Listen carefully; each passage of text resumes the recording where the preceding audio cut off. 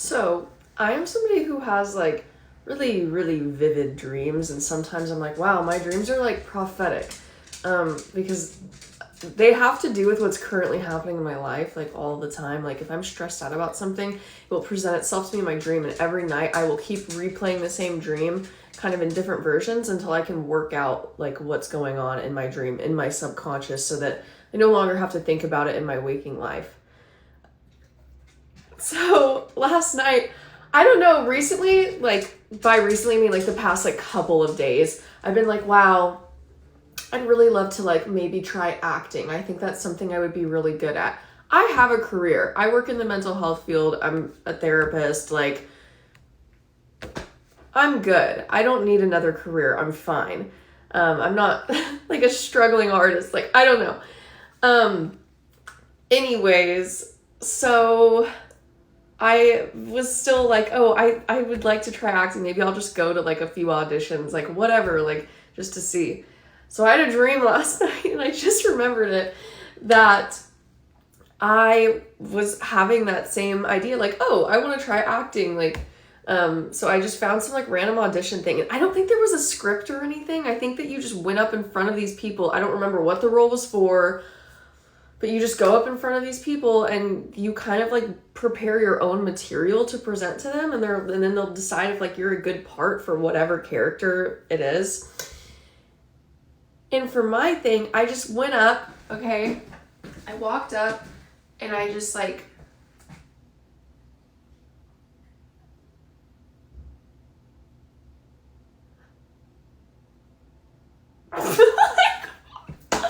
I literally just like walked up and just like gave the most like intense, like just sad, like just dread look coming over my face of depression, and then I like made myself cry on command. I'm not going to do that right now because it was embarrassing enough that I already just did whatever the fuck that was that I just did. But I had a dream that I did that, and then like I was like, oh, that was bad. Like there's no way I'm going to like get a call back. And then I get an email, and they're like, the subject line of the email is like, you got the part, basically.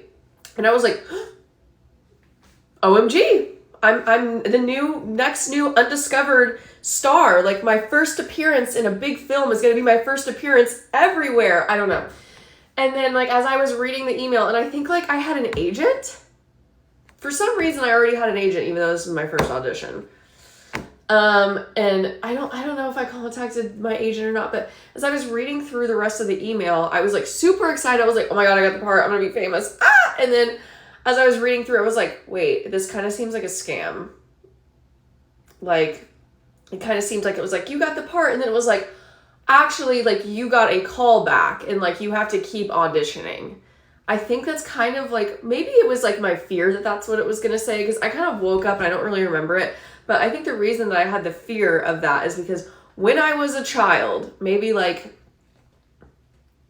10-ish, maybe when I was around 10, maybe a little younger, my mom like kind of like wanted me to like get into stuff. Like, I used to like do fashion shows like at Nordstrom. Like I was like a model at Nordstrom when I was like 6, which like doesn't count because I never did anything like that since then. But does anybody remember on the radio, like when you'd be like in the car driving with your parents on the radio, it'd be like, Disney Channel's looking for the next actor, like come to this place on this day at this time, and you'll read a script and you'll audition. So there's a part where you audition like for like, you know, just like you do a reading of something for these like judges or whatever they are.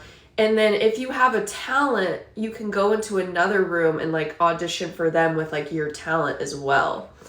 So I did a reading and I was like, I wasn't very good at that. But then I went to the other room and I like sang.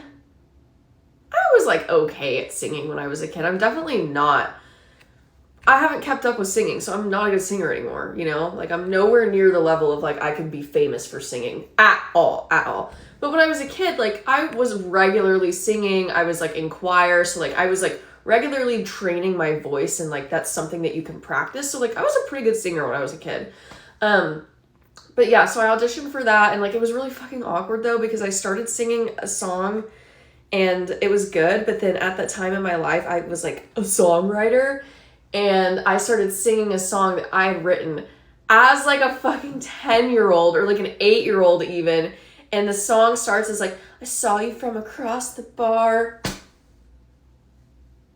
Why was I writing about that as an 8-year-old? Who am I seeing from across the bar? You know what I'm saying?